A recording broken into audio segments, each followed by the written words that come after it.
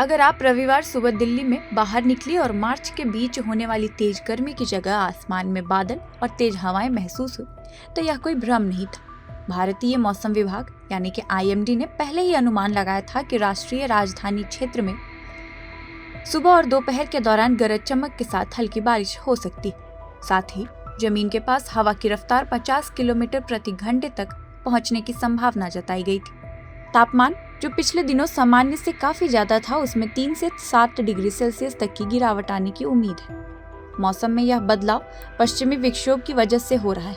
पश्चिमी विक्षोभ दरअसल कम दबाव वाले मौसम तंत्र होते हैं जो भूमध्य सागर के ऊपर बनते हैं और ईरान, अफगानिस्तान और पाकिस्तान से गुजरते हुए भारतीय उपमहाद्वीप तक पहुंचते हैं।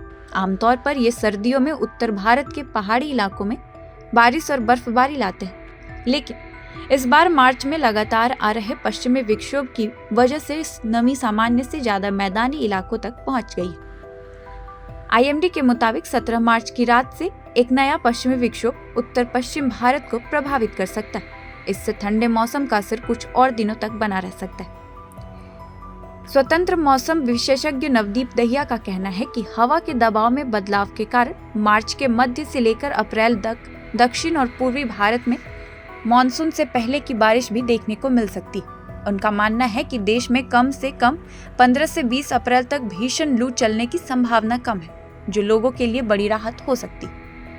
IMD ने अपने विस्तृत पूर्वानुमान में बताया है कि असम में भारी से बहुत भारी बारिश हो सकती है। वहीं उप हिमालयी पश्चिम बंगाल, सिक्किम और अरुणाचल प्रदेश में भी भारी बारिश का अनुमान है। इसके अलावा जम्मू कश्मीर, हिमाचल प्रदेश, उत्तराखंड, पंजाब, हरियाणा और उत्तर प्रदेश के कुछ हिस्सों में 15 से 19 मार्च के बीच आंधी और बिजली गिरने का अलर्ट जारी किया गया है। कई इलाकों में ओलावृष्टि की संभावना भी जताई गई है।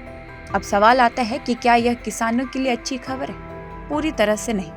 तापमान में गिरावट से गेहूं, चना और सरसों जैसी रबी फसलों को कुछ राहत मिल सकती है, क्योंकि इससे नमी का दबाव कम होता है। लेकिन IMD ने यह भी चेतावनी दी है कि प्री मानसून बारिश के साथ अगर ओले और तेज हवाएं चलती हैं, जिनकी रफ्तार 50 से 60 किलोमीटर प्रति घंटा और कुछ जगहों पर 70 किलोमीटर प्रति घंटा तक हो सकती है, तो इससे बागवानी और खड़ी फसलों को नुकसान हो सकता है।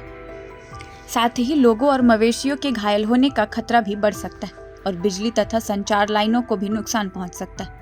इसी वजह से जम्मू कश्मीर, हिमाचल प्रदेश, उत्तराखंड, पंजाब, हरियाणा और उत्तर प्रदेश के किसानों को सलाह दी गई है कि वे अपने बागों और सब्जियों के खेतों में ओलों से बचाव के लिए हेलनेट का इस्तेमाल करें और अपने मवेशियों को सुरक्षित जगहों पर रखें।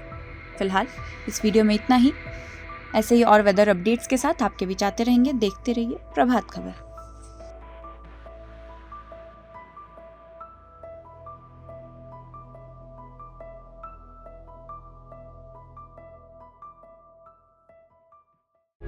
प्रभातखबर.com, विश्वास वही, रफ्तार नहीं।